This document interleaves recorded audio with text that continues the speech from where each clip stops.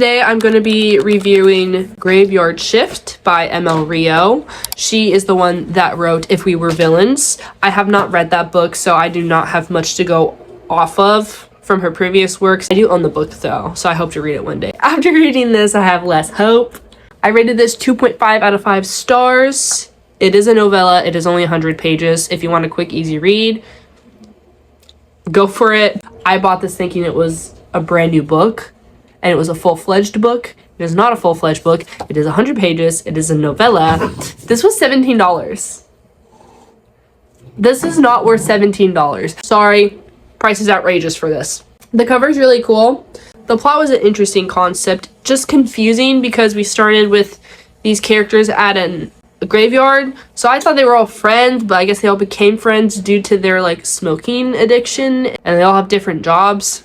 The characters most of the time are very surfaceable, and I really didn't care about any of them nor what happened to them.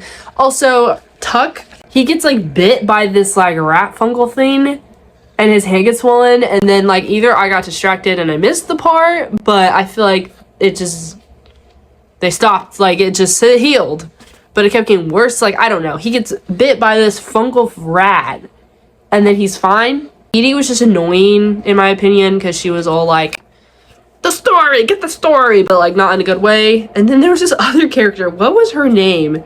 It was like Tamara maybe? Tamara.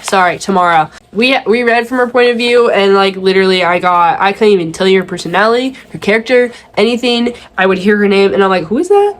Hannah was interesting because of her story in her chapter, and Theo was interesting because of his story in his chapter. But then they were all helping Edie, and then I'm like, what does that help any of you guys? Like, I don't know. Hannah, it made sense, but then she was like a part of the project thing, but then like, she's fine. Like, what's up with the ending? She's like looked in the mirror and she's different and like better. What does that mean? And then we get to like the dude and the doctor. I don't know. It was all very confusing. I will say the writer filled a lot within those 100 pages. Like a lot did happen, and there was a plot there, and there was a lot of characters, but it was too big of a concept of a plot to be fully fleshed out to the way that it could have been. It was creepy and it was gory, like not gory, but like a little bit. It could have been a really good book, and I'm not saying novellas have to be longer. Like every time I see a review for a novella, they're always like, I wish it was longer, which is true. It should be longer because usually they're really good. But this one, like if it had like even like 20 more pages or something, or like 40 or 50, like it would have been a so much better book. You could have fleshed out the characters like a little bit more.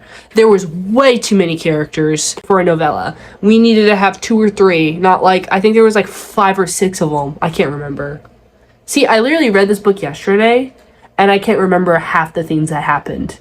Like, it's already left my brain. Like, I'm gonna see this on the shelf and be like, oh, that's the book I read with the fungal rat and all the characters in the graveyard.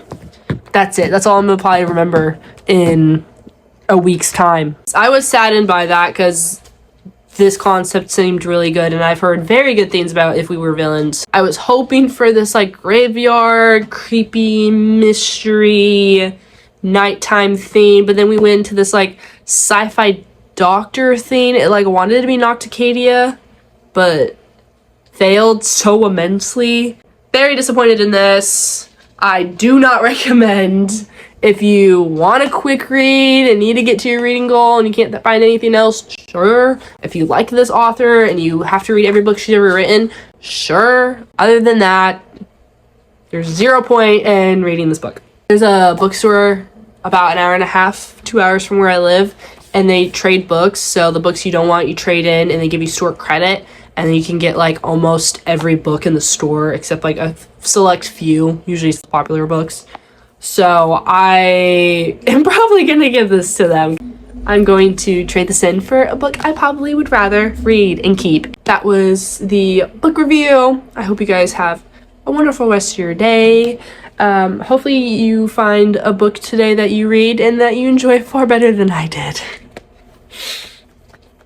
Bye.